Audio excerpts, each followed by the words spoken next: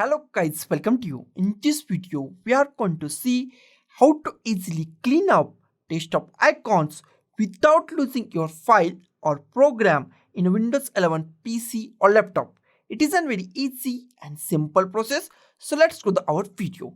On my desktop, I have many icons on many shortcuts and I want to clean up my desktop. That is very easy. Go to the blank space on your desktop, right click on it, go to the new and create a new folder. Click on folder and give any name that you want. I give the app and drag these all folders or all shortcuts to this folder. Drag these all shortcuts to that app folder. I add all shortcuts. Go to the add that app and we find our all shortcuts. Make a large, right click on it, view large icons. You can open it from here and your desktop is now clean.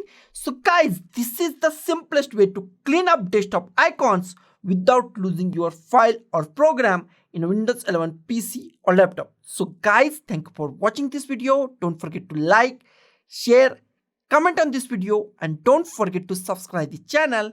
Thank you guys.